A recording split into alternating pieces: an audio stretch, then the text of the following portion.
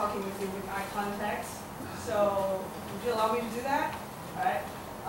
So first of all, both of your team, we've seen it like at least twice, right? So you have made such great progress so that your score really got a lot higher than the previous time we gave you. And okay, I'll go through the details I got from the sheet, all right? So for the second affirmative, in your speech, you use too many what-ifs. But when you're doing a debate, do not assume something, do not use, what if, blah, blah, blah. And the same case applies to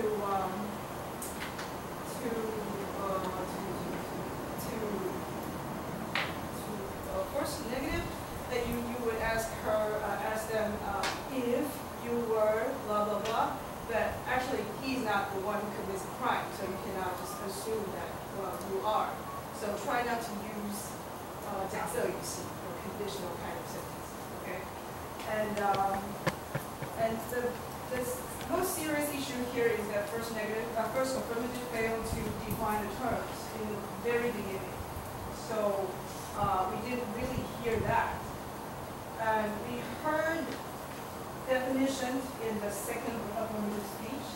So that's why we got the little points here. And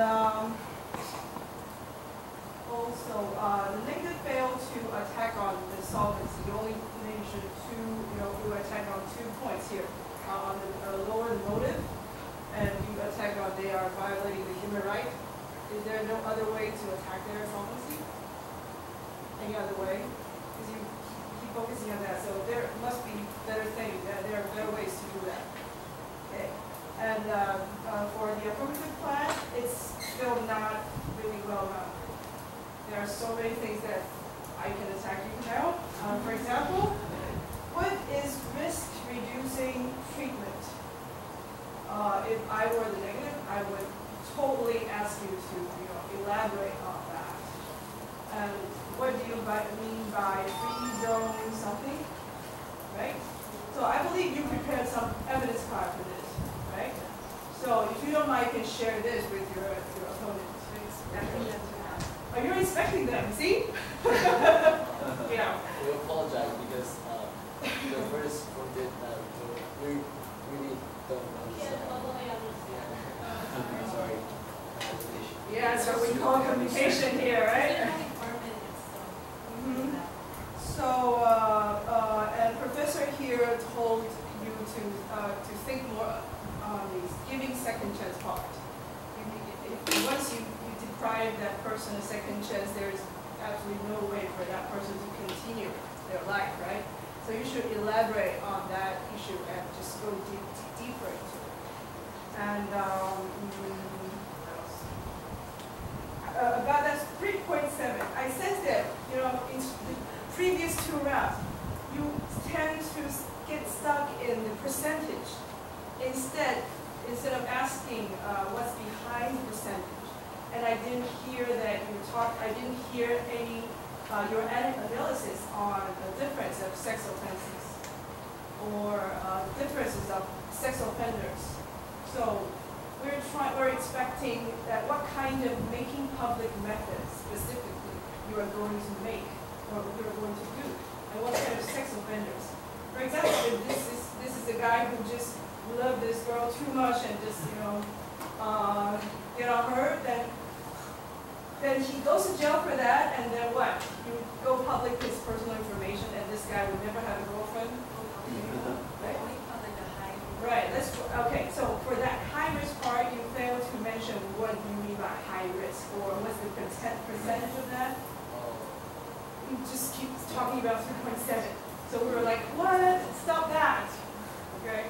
So that's the stop. Just try to avoid getting stuck and spend your time on cross interpretations with the number. Focus on the real issues behind. Okay.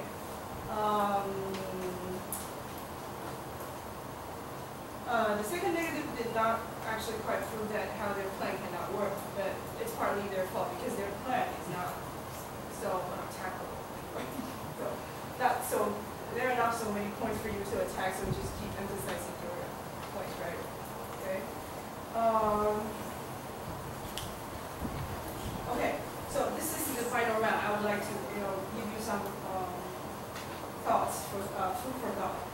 So for negative side, we always mention the word panic or fear.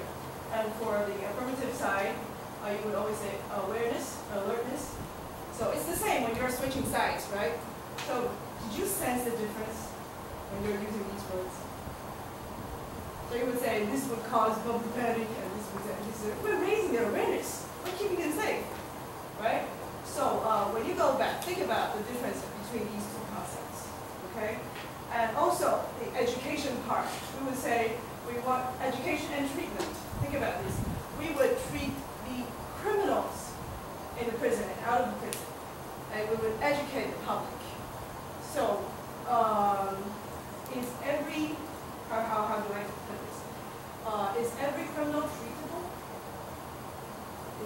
Can they be treated really, go back to the society, really help?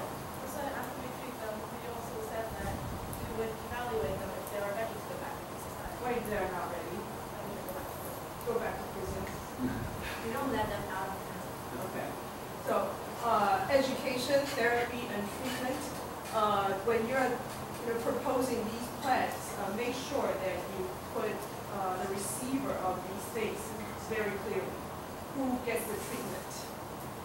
You cannot say all sex offenders should be treated, because not every one of them is psychologically ill. So who should be educated?